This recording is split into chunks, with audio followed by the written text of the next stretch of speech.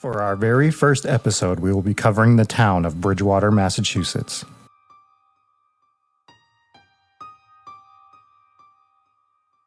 Bridgewater, Massachusetts is a small college town located about 30 miles south of Boston. The town was formed in 1656. In the 1800s, Bridgewater was known for its ironworks factories, with Bridgewater Ironworks being registered as a historical site in Massachusetts. In the 1990s, a majority of this factory had to be torn down due to unsafe conditions and it was turned into Ironworks Park. As of today, Bridgewater is now known as a college town housing Bridgewater State College. Bridgewater is also the home of Bridgewater State Hospital, which is a facility that houses the criminally insane. Another thing about Bridgewater is it is the town responsible for the namesake, the Bridgewater Triangle, an area in Massachusetts with spiked levels of paranormal activity. The McElwain School opened its doors in 1912, and although no longer in operation, it has been added to the National Register of Historic Places. There are stories throughout the years of students seeing the apparition of a boy appearing in the bathroom, as well as faucets turning on and off and stall doors being forced open, only to find out they're alone in the bathroom. Since the school's closure, some urban explorers have also had similar experiences. A ghost named George is believed to haunt the Campus Center Auditorium, who is sometimes seen by students playing different instruments in the orchestra pit late at night. In Woodward Hall, a ghost has been heard running up and down the hall screaming, "Fire! Fire! Fire!" In 1924, the old Woodward dormitory burned down, and the legend is that the girl screaming fire is the one who set the place ablaze initially. The rumor is that she perished in the fire, but that has never been confirmed. The lake is said to be haunted by an old man who passed away while fishing. At night, visitors have seen an old man paddling a small boat until it slowly vanishes into the night. There sits a house on North Street. As of the telling of this story after a giant renovation, it looks no different than any other unassuming house that you would come across. This particular house, though, is the reason for me believing in ghosts.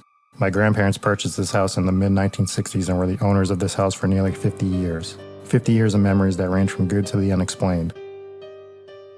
My first memory of anything happening in this house was in the mid-1990s. I was somewhere between the ages of 7 and 8 years old and hadn't heard the stories yet. On this particular day, I was downstairs in my grandparents' house in the room with the wood stove, along with my mother. My little brother, around 2 at the time, was upstairs where he was supposed to be down for a nap. I don't remember what we were doing. What I do remember is the scream that came from upstairs. My mother and I rushed up the stairs, and there was my little brother, slumped down, his back in the corner of 2 walls in the hallway, the color completely drained from him. He might as well have been an extension of the white wall. When we came into his view, he started pointing and just kept saying, "The man, mummy, the man. The man, mummy, the man. The man, mummy, the man." I was never quite able to get this out of my head, and a few years later, I was back on a visit for the summer and asked my grandmother about the house. Although she had never seen anyone, like my brother had, she had a few experiences but wouldn't say much more than that. Each summer I would come up, I would have little experiences by myself, but it was always when I was in the house alone, and I just kept chalking it up to an overactive imagination. When I was in my teens, we moved back up to Bridgewater and into the house. I decided that with the internet being a resource now, I would finally see if I could find out anything about what had happened here. It took a while not knowing where to start, but eventually I found something. It turns out in the early days of the house, it was not just a house, but it was the Oakley Farm. In 1949, one of the farmer's cows had gotten loose. It seems this wasn't an unusual occurrence, and the farmer and his dog went out to search for the cow. The problem started when they didn't come back. His wife called the police, and eventually a search was put out for the man. A few days later, the farmer's nephew was talking to a local reporter when he cut off mid-sentence and said, "I'll be, there's the dog. And the cow's right behind him. My uncle must be there as well." As it turned out, he wasn't right behind, and to this day, they have never recovered a body. One theory is that he somehow perished in a lake that was through the woods behind the house. That lake is the Nip, but that has never been proven.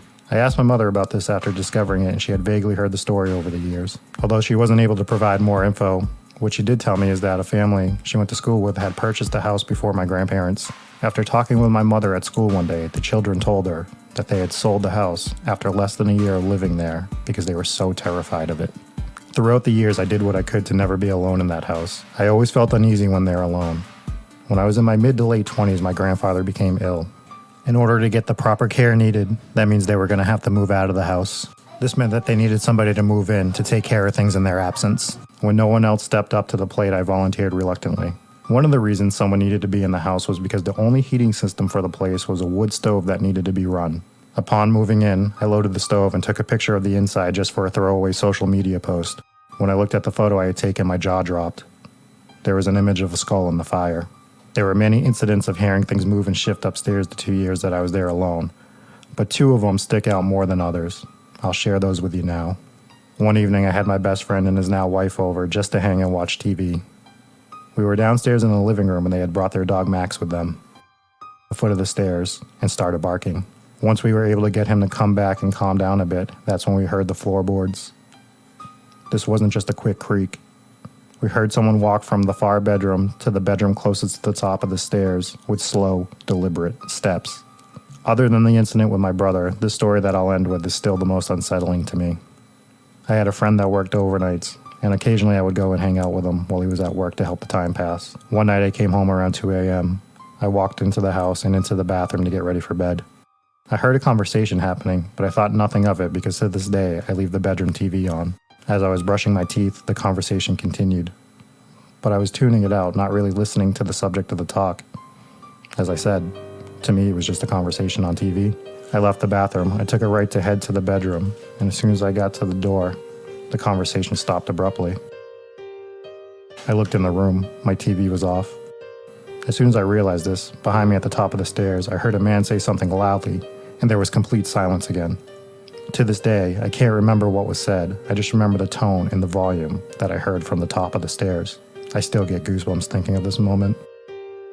I still drive by the house sometimes, and although basically unrecognizable, I imagine the new family in it has some stories of their own.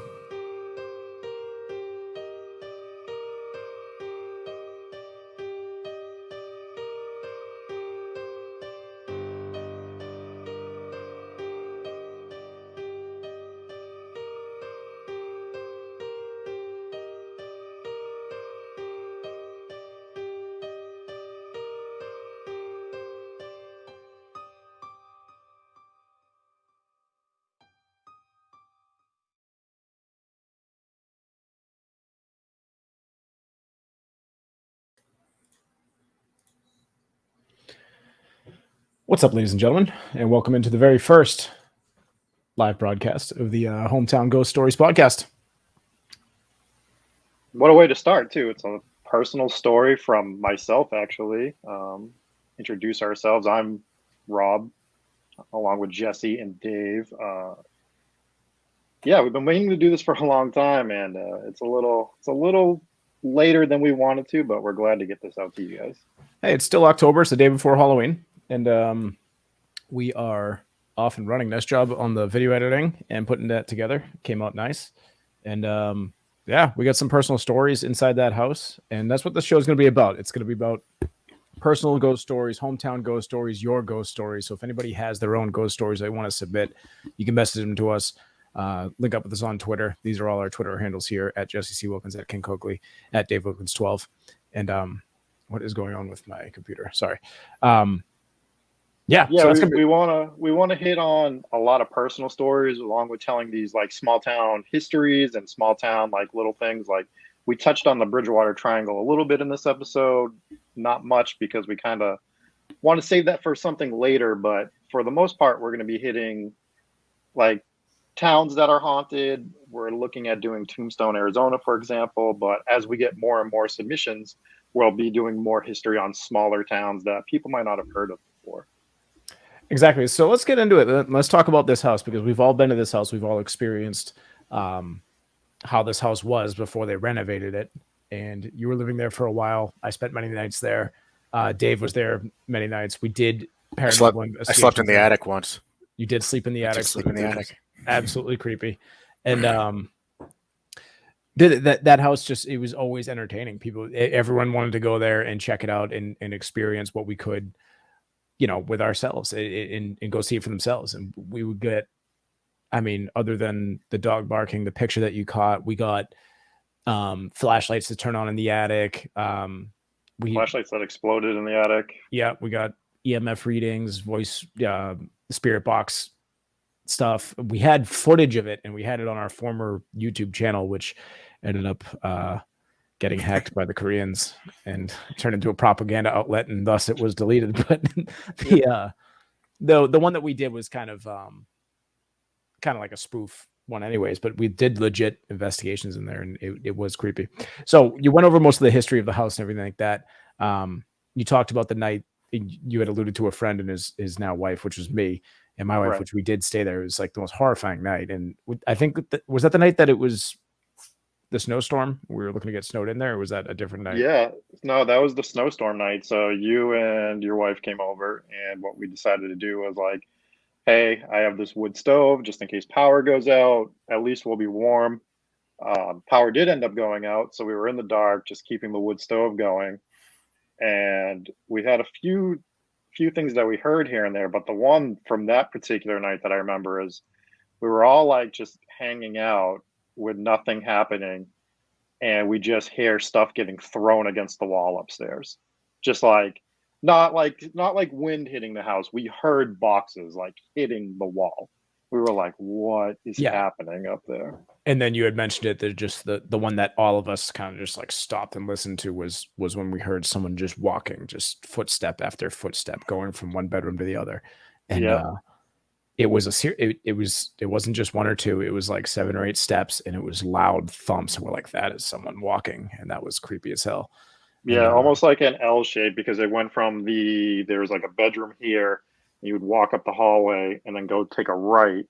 And we heard them walk from this bedroom, go up, take the right, and end up in the bedroom. And that's the same hallway that my brother saw whatever it is that he saw that day. Yeah, the upstairs was so much creepier. I mean, like basically the only really livable space in that house was the whole downstairs, which was fine. Upstairs, like a lot of unfinished bedrooms, it was cold, and you just basically you go up there and you get what you need to get done, and then you get out of there because the shower was up there. But that was like the only reason that you'd go up there. But man, I miss that house, and I wish we'd go back and investigate just in the state that we had it. Now that they've renovated it, it's probably all nice inside and everything like that. But I do miss it. It was a lot of fun. And your grandmother was so nonchalant about it, because I remember asking her, because they must have lived in the house for what, 50, 60 years? They bought the house in 1968. So at least 50 years, right? Just about 50 years they had the house. So like, when my mother moved in, she was 2, like she was born in 66. So like my mother grew up in that house. Everybody that's been, I mean, even just our like casual friends that came over because they didn't believe us. Remember, almost everybody that we know that came to that house, right? Even Dave. So like, Dave is our biggest skeptic, right? But like anyone that comes to that house can at least give you some sort of rendition of a story of something that they experienced there, which I think is what makes the house so cool. Whenever I was there, it was always the second story that gave me the creeps. I never had like an actual. I never experienced anything there, like anything that I thought to be paranormal, other than like just weird vibes on that second floor. Always creeped me out. The attic never really creeped me out at all, or the basement, even though they were creepy looking rooms. But it was, I don't know. It was always, for me, it was that second floor. We were also heavily inebriated every time we did investigations. So even if things did happen, you went to the attic and just passed out anyway. So who knows what could happen up there.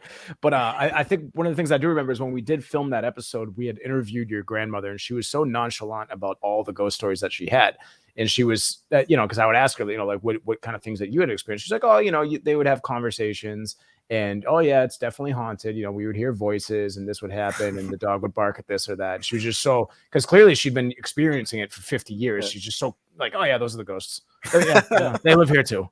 And it was we don't bother them, they don't bother us type of energy that they had. And like, for me, it was always just like, it blew my mind because of all and like, for me, like just to have those experiences. Yeah, it just struck me as more authentic because of her casualness about it. It wasn't like, like when you see some of these ghost hunting shows and they show up to a house and they interview a family there, you could tell that they're just making it up and they're nervous about it. Like, oh yeah, well, one time a dish was thrown, and they just don't seem authentic. She was so authentic because she was so casual, and you could tell that it was just from years and years and years of things happening in that house, that it was much more believable. Because her craziest stories were just basically like just the conversation she heard. Like I heard myself that one night, but she had heard them frequently in the hallway upstairs, where mine was a little more. It was more terrifying to me because as Dave stated, like in terms of like the first, so the basement was horrifying, right? Let's just work our way from the bottom of the floor to the top of the house. That basement, I think we can all agree, looked terrifying, but there was never anything there. No, I never experienced anything there. I never heard of anyone experiencing there. As scary, like, as that basement was, like, I don't think people understand. When I say that basement looked like a horror movie basement, it did. It had like the sand floor, like it was creepy as hell, but nothing ever happened in the basement. So then you get up to the first floor of the house, and I've only experienced two things on that floor. And the first one was the fire. Mm-hmm. And to me, that was just like, because as I stated in the video, I did not want to move into this house. I despised this house, like in terms of like just being deathly afraid of it. So when I moved in, as Jesse stated, I could have moved into one of the bedrooms upstairs. I put all my stuff on the bottom floor because I was like, there's no way. There's no way in hell I am sleeping on the second floor by myself. When I moved up here when I was younger, yeah, there was other people sleeping up there, so I had a room up there. But when I was there by myself, no way in hell was I sleeping up there. So everything was on that bottom floor, and I never had any experiences except for the fire, the picture of the fire, which I didn't even notice until somebody pointed it out to me. Just by the way, all the photos that were in this video, the photo of that house is the actual house from like 1902. And the photo of that fire is the actual fire, the picture of the fire I took with the skull. If you look at it, you can see it. But yeah, so that first floor, other than the fire and the conversation I heard where I had my quote unquote bedroom, which was half of a living room at the time, was the only two experiences on that first floor. The second floor in the attic. Yeah, that second floor is where like I knew nothing until my brother saw something. And he was 2 years old, so he doesn't know ghost stories at that point in his life. He doesn't know anything about the history of the house, obviously. And he was white. Like, he was as white as a ghost, just in that corner, pointing, crying, saying, "The man, mummy, the man." So, like... And people say it all the time where it's like kids and animals have like a sixth sense to these things, where it's like kids can see stuff that we can't. Dave, you had a story from when you were a kid where you used to communicate with this woman at this house. I think we were living in Plymouth at the time. I don't even know if I was born yet, but as a very young child, you were communicating with this woman named like Esther or something like that. It was Bernie. I had this imaginary friend named Bernie, and I think I was 3 or 4.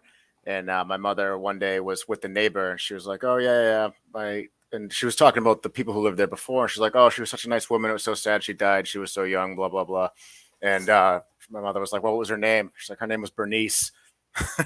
She was like, "Bernie?" Like, yeah, everyone called her Bernie. And my mother was like, "Oh my God," like dropped her tea. Like, my son has an imaginary friend named Bernie. Like, why would a 3-year-old come up with, maybe I was I don't know, Bernie Sanders fan or something. But I don't know. I mean, or Barney, but I can't think of another reason that you would have came up with that name, and that's where it's creepy. And they say that about dogs too. And we talked about when we brought Max over that he was just sitting at the bottom of the stairs on the first floor, looking up at the second floor, and just wouldn't budge, or just barking at whatever he saw up there. So, and that was the night that we heard the walking from one room to the other. Was the night that Max was there. So the overall point is like anyone that, because like people would joke about it, because we would tell people about this house. We'd be like, "Oh, you guys don't understand. This house is terrifying. You are going to experience something most likely if you come here." And we'd have friends that would be like, "Oh, no, I want to come see," and they would be freaked out by the time they left the house that night, because we would do investigations and stuff. And I just remember some of our friends being like, "Holy shit! Like, what is going on in this place?" And like just generally being freaked out. Yeah, I just wish we knew what we had when we had it, and we took it more seriously and did like a legit ghost investigation, because we did plenty of like these nonchalant, we're all drinking and just like, let's go find some fucking ghosts, like it was all, that was what we would do. But I do wish that we could still get back in there. And I'm, like I said, now at this point, like it's chalked for me. I mean, like they've completely renovated it. It's probably it's probably still haunted. I mean, that doesn't change anything, but at the same time, I wish it could have been different. So the other thing we should touch on is the fact that it is in the Bridgewater Triangle. I know you mentioned it. And for those of you that don't know anything about the Bridgewater Triangle, this is well within the Bridgewater Triangle. So Bridgewater Triangle basically stretches from Rehoboth, Freetown, up to like just about the tip of Abington, and then it touches on everywhere in between. And it's called Bridgewater Triangle because it's mostly in Bridgewater, East Bridgewater, regular Bridgewater. Rainham's in there, and actually, I can share my screen real quick, and I'll show you the map of it.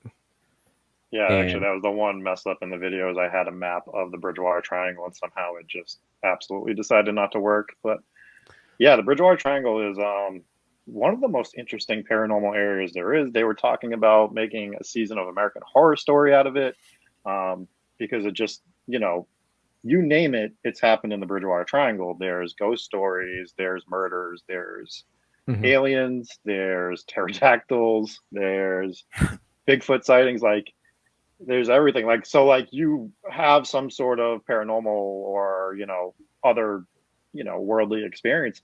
It's happened here. And I mean, I have my personal favorite story from the Bridgewater Triangle. Do you guys have one that sticks out to you? From the Bridgewater Triangle, I mean, like there's a lot of cool ones. So I guess you have like the ghost of 40. He's like a that's my favorite one. The ghost of 44 is definitely Ghost of 44 is like the hitchhiker, right? Yeah. Right. That's my favorite story because like there's so many different accounts of it, of people from like the late 60s, early 70s throughout.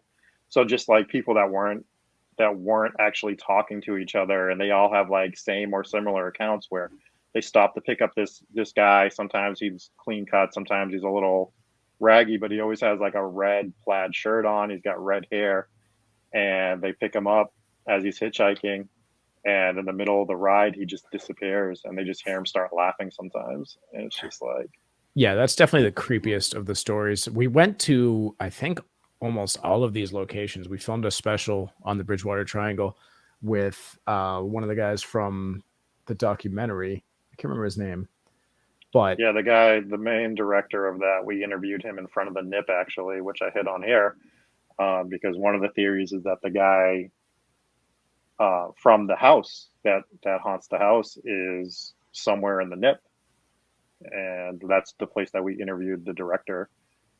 Going back like to the house real quick, just being able, so I can pull up.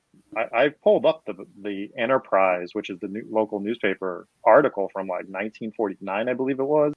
The guy's name was John McElraith. He was a farmer. And I was able to pull up that article and actually read about this exact. So like, just so people know, we're not making this story up. If you type in John McElraith, Bridgewater Enterprise, you'll be able to find it. It wasn't super easy to find, but if you get into the Enterprise archives, you actually can find the story and read the actual story about him disappearing. It was. How do you spell the last name? I think it was McLwraith, but I could be wrong on that.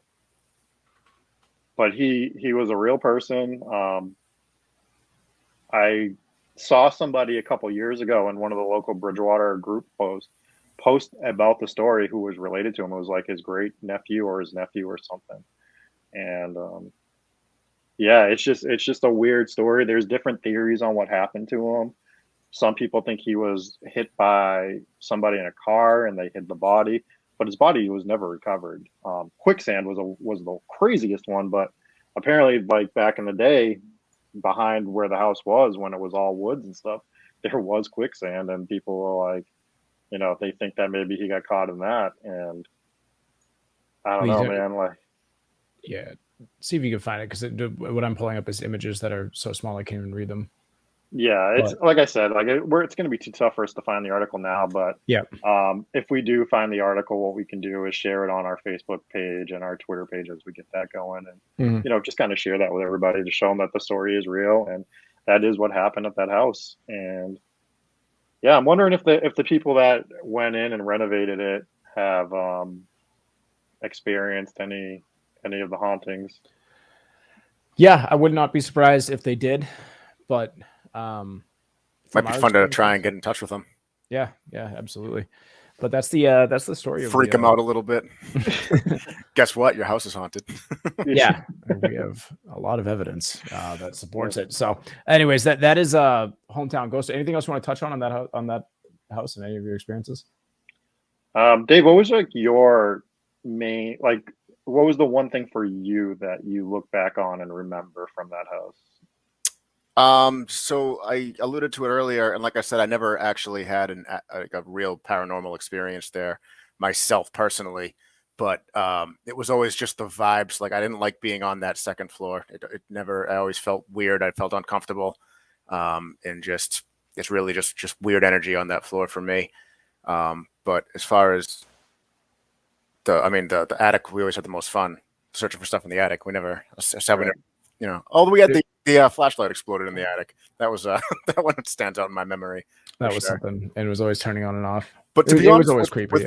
With this house and this whole situation, it's for me, it's the people who did experience it and how authentic it is. Like you talked about Rob's grandmother, and then Rob's brother when he was 2, and it's like when you take like what Ed and Lorraine Warren used to weed out people who they knew were just not authentic when they would do their ghost investigations. It was always like, what do they have to gain by telling these ghost stories? Are they looking for publicity or just attention? What is it? And it was like, it was not the case with your grandmother, obviously. Right. And it was definitely not the case with a 2-year-old, so you take those 2 main witness accounts, and it's like, it's just, for me, it's that. Yeah, that makes it much more credible. And yeah, I think you're absolutely right about that. So they have nothing to gain. They don't have their own ghost hunting show. They don't have their little, they're not trying to push their brand on Instagram. They're not selling ghost candles or something like that. It's like there's no reason for them to make up those stories. And like I said, it's just the nonchalantness of, I don't know if that's a word, but the nonchalantness of the way that she would talk about that, those stories. It's just clearly she had been experiencing it for so long. So that's very cool. Nice job on the video, Rob. I'm excited to get into more of these. What's next on the slate? What are we tackling next for the next hometown ghost story? Do we have so while we wait for some more like personal stories to come in, what we're going to touch on next is we're just going to go through Tombstone, Arizona, since there's so many different. So even though like we all have heard the stories of Tombstone and like the fight, the fight at the OK Corral and a couple of the other stuff, when I was researching Tombstone, Arizona, there were some ghost stories that were really interesting. One in particular that I don't want to touch on yet, but like when I was reading it, I'm like, wow, how have I never heard this story? So we're going to touch on Tombstone, a little bit of the beginning of it, what it was like in its heyday, and then just some of the haunted happenings that actually happened in the town of Tombstone, Arizona. Awesome. Well, this has been Hometown Ghost Stories with Jesse, Rob, and Dave. Make sure you drop a sub. We'll be popping this up on iTunes and all other outlets soon, and we're gonna make its own isolated YouTube channel for it. So this will probably be up on that. Anyways, thank you guys. And like I said, any submissions, any stories, we'll read and review all of them. And if they're legit, then we'll dive into it. So submit your stuff and let us know. Tell us about your hometown ghost stories and your own paranormal experiences. Thanks, guys. All right. We'll see you guys.